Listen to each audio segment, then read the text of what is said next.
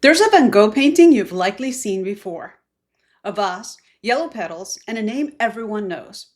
But what if the real story behind that painting isn't just about the man who made it, but about the woman who made sure we'd remember it? In this episode, we follow brushstrokes and letters, grief and stubborn love, from a Paris attic to a doctor's study to uncover the fragile thread that carried Vincent van Gogh's legacy into the world.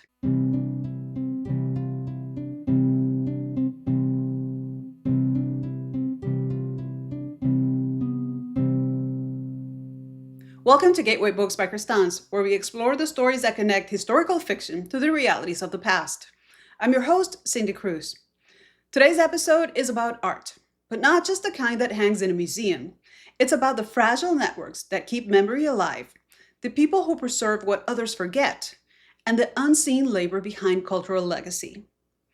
We begin with The Secret Life of Sunflowers by Marta Molnar, a dual timeline novel that brings to light the life and work of Johanna van Gogh, the sister-in-law of Vincent, and perhaps the most important reason we know his name at all. Through fiction, we get a textured glimpse of her grief, her determination, and the invisible thread between creation and preservation. We'll then turn to Vincent and Theo by Deborah Heiligman, a tender and detailed account of the relationship between the two brothers, not just as artist and patron, but as two men trying to navigate loneliness, mental illness, and a belief in something bigger than themselves. And finally, we'll look at Portrait of Dr. Gachet by Cynthia Saltzman, a nonfiction book that traces the strange and somewhat unsettling journey of one of Van Gogh's most famous paintings. It's a story about collectors, politics, value, and the uncomfortable question of who profits from pain. Together, these books form a kind of triptych. One panel on love and labor, one on brotherhood and art, and one on legacy and loss. If this episode resonates with you, don't forget to like, comment, and subscribe, and visit crestance.com for more. Now, let's begin. In The Secret Life of Sunflowers, Marta Molnar gives us more than a window into the life of Vincent van Gogh. She gives us access to the woman who ensured we'd remember his name. Johanna van Gogh-Bonger is often mentioned in passing, if at all. But here, her voice emerges as the center of the story, not an accessory to greatness, but a figure of tenacity, intellect, and quiet resolve. Before Johanna was a widow or a guardian of a legacy, she was a thinker, a reader, a woman with her own ambitions. She had studied English literature, spent time abroad, and was drawn to ideas, to books, to philosophy, to conversations that lived beyond the domestic sphere. And like many women of her era, she lived between two possibilities: the life she might have built on her own terms and the life permitted by society. But even within those confines, Johanna retained a sense of direction and a deep inner life. Her relationship with Theo van Gogh was brief in years, but lasting in depth. It wasn't just a marriage of affection, though there was tenderness. It was a meeting of minds. Theo, an art dealer with vision but not always means, recognized Johanna's intelligence. He didn't marry her for status or ease. He married her knowing her mind could match his own. They exchanged ideas, shared hopes, and most importantly, held a belief in Vincent's work that bordered on sacred. Their life together was marked by uncertainty, illness, travel, the ever-present shadow of Vincent's spiraling mental health. And then, in close succession, both brothers were gone. Vincent by suicide. Theo weakened by illness and grief. Johanna was left with a child, a household, and what the world at the time might have called a burden. Stacks of Vincent's unsold paintings and letters no one had bothered to read. And it wasn't just neglect, it was rejection. The art world, even after Vincent's death, dismissed his work as erratic, crude, irrelevant. Critics found his brushwork amateurish. Gallery owners declined to exhibit his paintings. Collectors passed them over. The same people who had ignored Vincent in life now continued to deny him in death. For Johanna, this wasn't just a personal tragedy. It was an erasure she refused to allow. The Secret Life of Sunflowers captures this pivot in her journey with emotional precision. She responded not with despair, but with determination. She began organizing exhibitions. She framed Vincent's art with context and care, and she offered something no one else could: access to the emotional and philosophical world of the artist through the letters Vincent had written to Theo. Rather than wait for validation from a reluctant art world, she created her own scaffolding for remembrance. One letter, one canvas, one conversation at a time. She did all this while raising a child alone, under financial strain, with no certainty that her efforts would ever lead anywhere. But she did not stop. This novel doesn't present her strength as a miracle, it presents it as a choice. Repeated, deliberate, and grounded in love. Molnar's dual timeline structure, weaving Johanna's historical narrative with a modern-day storyline centered on the discovery of her letters, reminds us that legacy isn't only about what survives, but about who keeps it alive. The past doesn't linger on its own. It's carried, often by hands we've forgotten to name.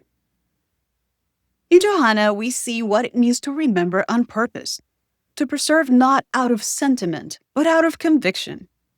Her grief became a kind of fuel, her love a foundation, her intellect a guide, and her voice, long sidelined, emerges here not as a whisper, but as a steady, unrelenting current.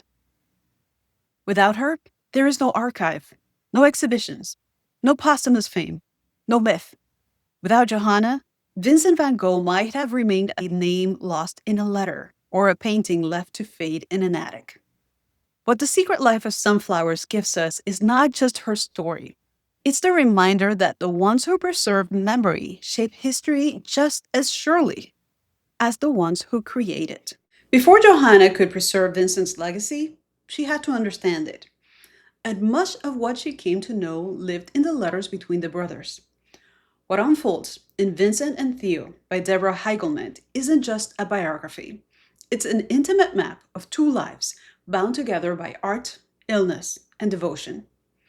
If The Secret Life of Sunflowers shows us what it means to carry a legacy forward, Vincent and Theo reveals what it cost to create it in the first place. In Vincent and Theo, Deborah Heiligman gives us a portrait not of one man, but of two. And in doing so, she offers a version of Vincent van Gogh we rarely see. It's not the mythologized genius of the Gachet, nor the troubled figure reduced to a swirling sky. It is Vincent in dialogue, Vincent as a brother, Vincent as part of something deeply human.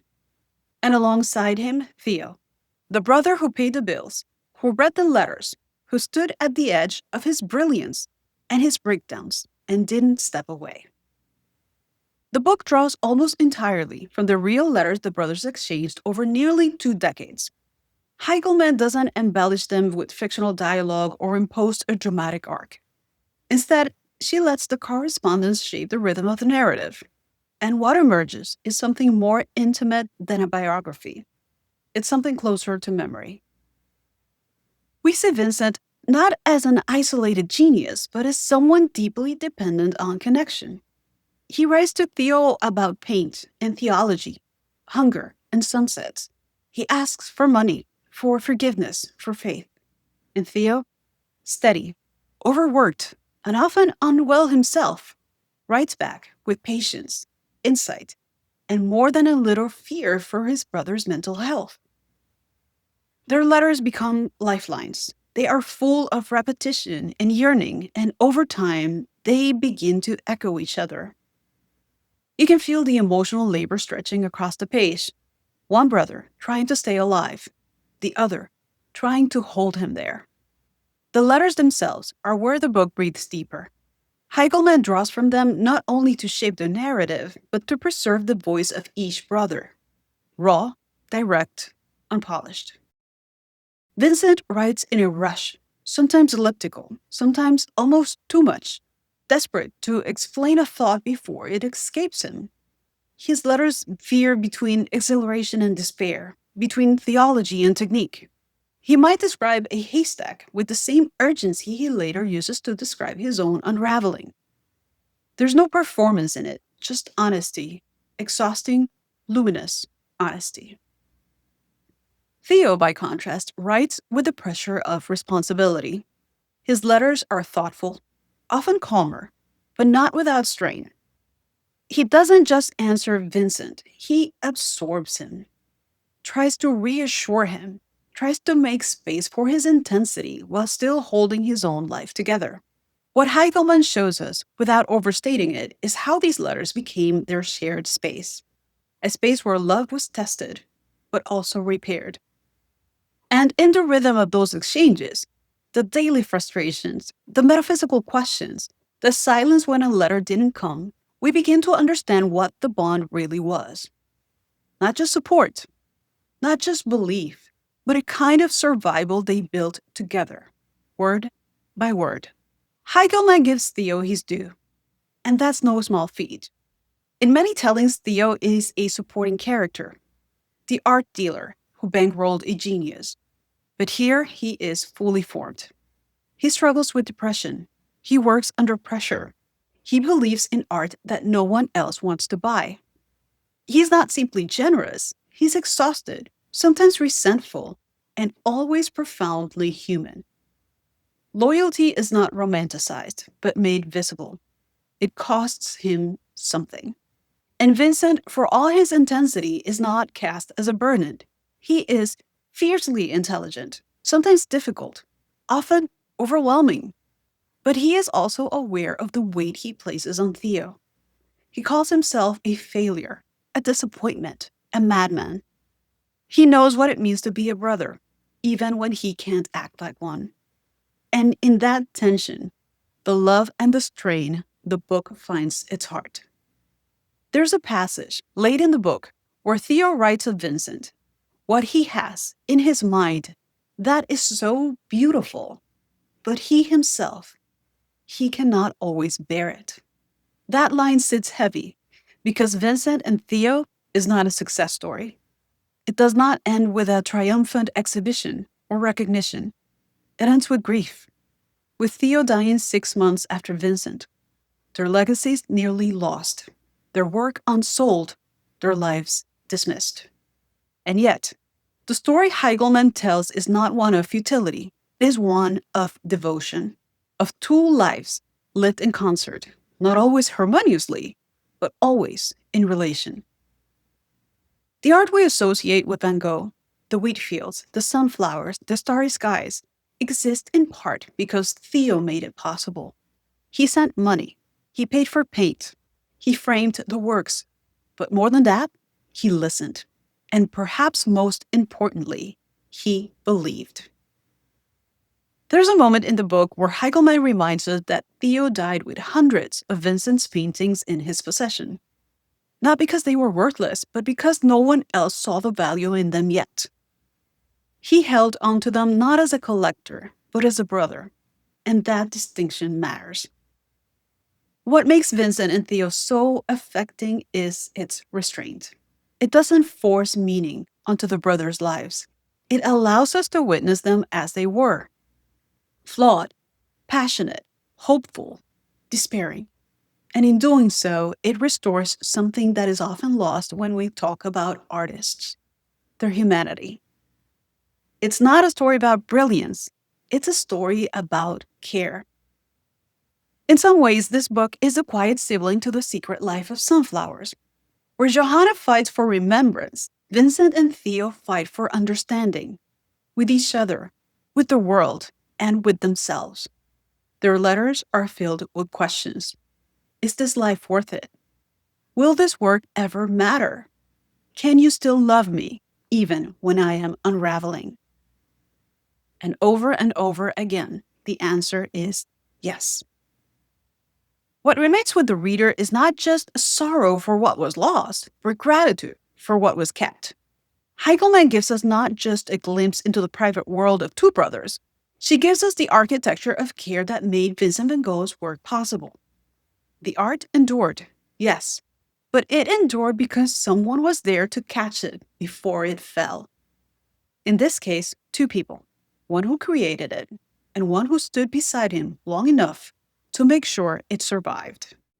If Vincent and Theo gives us the soul of the artist, Portrait of Dr. Gachet confronts us with what happens to that soul once the world decides it has value. Cynthia Saltzman's book doesn't look away from the beauty of Van Gogh's work, but it also doesn't flinch from the machinery that surrounds it: collectors, politics, possession, and price. It is no longer a story between brothers or widows, but about markets and institutions, and the uneasy question of what it means when a life, once dismissed, becomes worth millions. Where The Secret Life of Sunflowers and Vincent and Theo center on love, memory, and human connection, Portrait of Dr. Gachet turns the lens towards what happens when art enters the world of power and possession. Cynthia Saltzman's exploration follows a single painting through more than a century of movement, from Van Gogh's easel to private collections, Nazi storage rooms, museum walls, auction houses, and finally, to a mysterious buyer whose identity remained hidden for years. Dr. Paul Gachet was a homeopathic physician who treated Vincent during the final months of his life. Their relationship was uneven, threaded with tension and mutual recognition. Vincent painted two nearly identical portraits of him, both intense, almost unbearable in their melancholy. In one, Gachet leans on a table, his hand propping up a face lined with weariness. A sprig of foxglove, used in treating heart conditions, rests nearby like an afterthought or an omen. The painting is arresting, but it did not always command reverence. After Gachet's death, it passed quietly through his family's hands, then into the shadowed pathways of the European art market.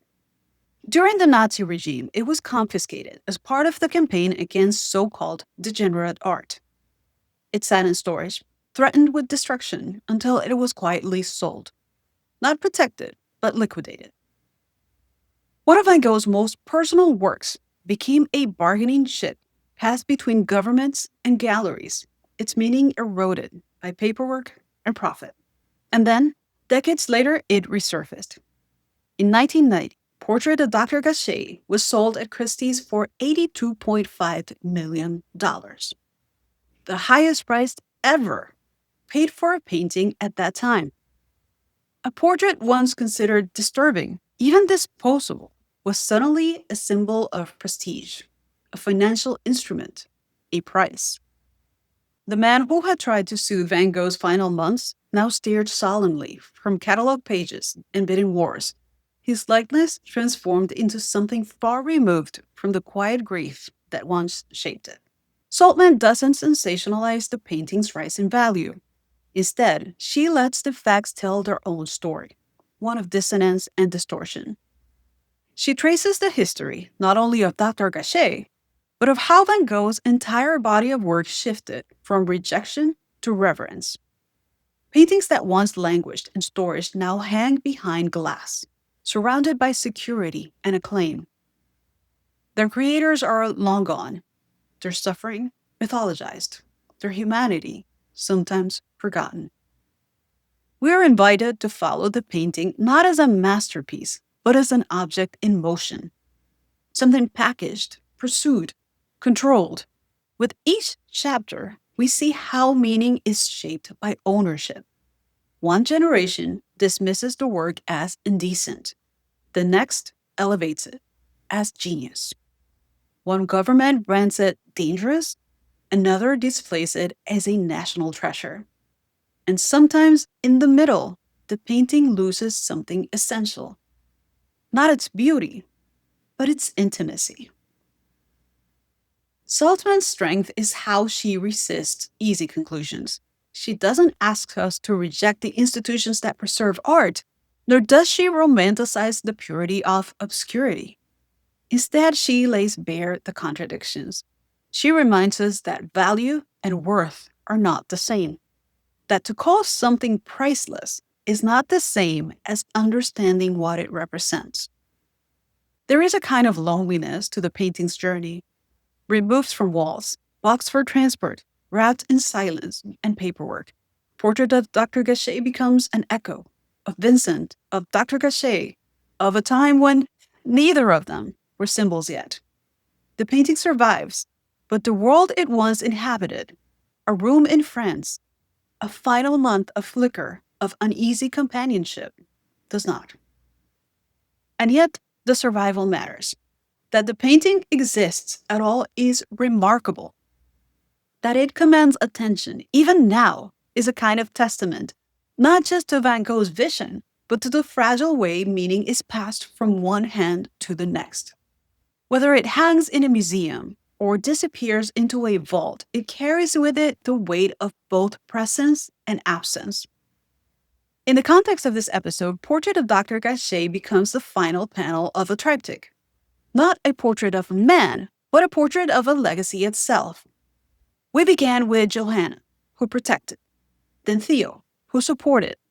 Now we arrive at the open market, where art becomes asset and suffering becomes sellable. Each part of the story is true. Each part leaves us uneasy. Saltzman doesn't moralize. She doesn't need to. The tension speaks for itself. A painting born of illness and empathy becomes a commodity. A man who could not afford paint becomes a billion-dollar brand. A final portrait, spare, trembling, becomes a placeholder for everything the world chose not to see until it was too late. And yet, we look. There's a myth we like to believe, that greatness will always be recognized, that art will rise on its own, that the truth will find its audience. But the story of Vincent van Gogh and the stories surrounding him tell us otherwise. Legacy isn't inevitable. It's fragile, it's human, and it depends always on the hands that hold it. Johanna van Gogh didn't inherit fame.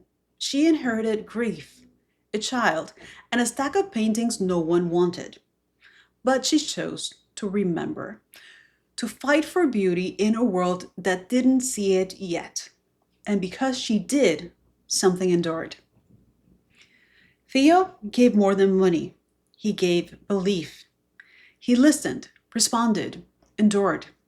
In his letters, we find not just support, but witness, the kind that affirms someone's existence even when the world turns away. And then there is Portrait of Dr. Gachet, and the complicated truth that survival doesn't always come with reverence. Art lives on, but how it lives, and why, and for whom? Those are questions we have to keep asking. This episode isn't only about Van Gogh. It's about all the forgotten names and quiet hands that make remembrance possible, and the quiet challenge it leaves us with. Not just to create, but to care. Not just to admire, but to preserve. With clarity, with love, and with the courage to carry something forward, even when no one else is watching.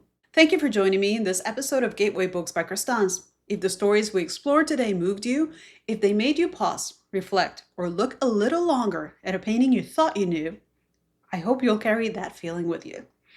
You can find more at crestance.com, including thoughtfully designed bookish goods inspired by the ideas we explore here. From journals to home pieces, everything is created with one quiet purpose: to make space for stories that matter. Don't forget to like, comment, and subscribe.